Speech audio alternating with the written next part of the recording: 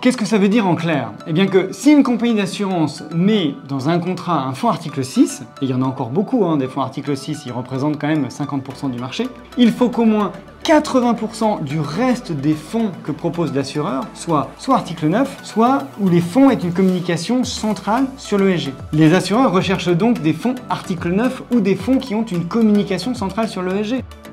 Si vous commercialisez vos fonds via des contrats d'assurance vie ou alors vous envisagez de le faire, vous devez absolument comprendre ce que les assureurs cherchent comme type de fonds. Et c'est justement ce dont on va parler aujourd'hui.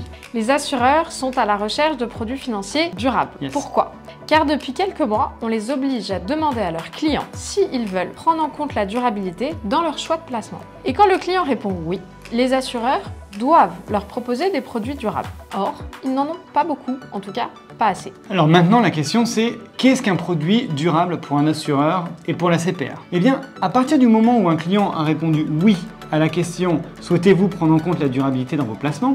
Eh bien, finalement, c'est le début des problèmes pour la compagnie d'assurance, car à ce moment-là, la compagnie d'assurance est obligée d'inclure des produits durables dans son allocation qu'elle va proposer aux clients. Et pas n'importe quel produit durable. La compagnie d'assurance doit, dans ce cas-là, commercialiser des unités de compte durables. Alors, pour rappel, un contrat d'assurance est composé de deux parties, un fonds euro et des unités de compte. Les unités de compte, ce sont des fonds que l'assureur propose à ses clients. Ces fonds, ou alors ces unités de compte, sont gérés par d'autres sociétés de gestion et sélectionnés par l'assureur.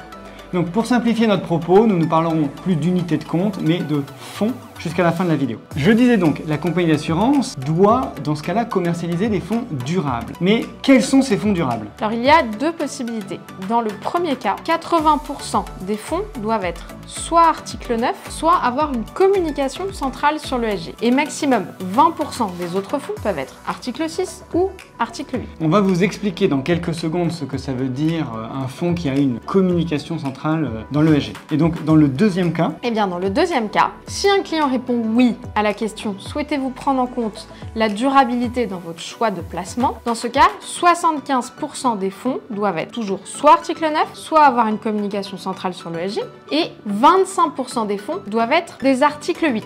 Donc finalement, la compagnie d'assurance là ne peut plus proposer d'article 6 dans ce contrat d'assurance vie. Qu'est-ce que ça veut dire en clair? Eh bien que si une compagnie d'assurance met dans un contrat un fonds article 6, et il y en a encore beaucoup, des fonds article 6, ils représentent quand même 50% du marché, il faut qu'au moins 80% du reste des fonds que propose l'assureur soit article 9, soit où les fonds aient une communication centrale sur l'ESG. Les assureurs recherchent donc des fonds article 9 ou des fonds qui ont une communication centrale sur l'ESG, car ils représentent 75% dans un cas et 80% dans l'autre, des allocations dans un contrat d'assurance vie qu'ils peuvent proposer à leurs clients qui veulent de l'ESG. Bon, alors maintenant, expliquons enfin ce qu'est avoir une communication centrale sur l'ESG. Alors pour le savoir, il faut lire la fameuse doctrine de l'AMF 2020-03. Bon courage. Pour information, toutes les sociétés de gestion doivent se conformer aux doctrines de l'AMF. Alors, la doctrine AMF 2020-03, celle qui nous intéresse, traite de l'investissement responsable et présente 3 possibilités pour communiquer sur l'ESG lorsqu'un fonds est vendu à des investisseurs particuliers. Le premier cas, c'est d'être en communication centrale. Le deuxième cas, c'est d'être en communication réduite. Le troisième cas, c'est de ne pas communiquer sur l'ESG. C'est le plus simple. Communique pas, c'est facile. C'est un fonds dont le processus d'investissement ne respecte pas les exigences minimales définies dans cette doctrine. Dans ce cas, il n'y a aucune communication qui peut être faite sur l'ESG dans des documents marketing commerciaux à destination des investisseurs particuliers. Tout à fait, dans ce cas-là, vous ne pouvez pas parler d'ESG. Ok, et deuxième cas, la communication réduite? Eh bien, les fonds qui ont une communication réduite sur l'ESG ont un processus d'investissement qui prend en compte les critères ESG, mais de manière non significative. Dans ce cas, ils ne peuvent communiquer que de manière réduite sur l'ESG. Qu'est-ce que ça veut dire?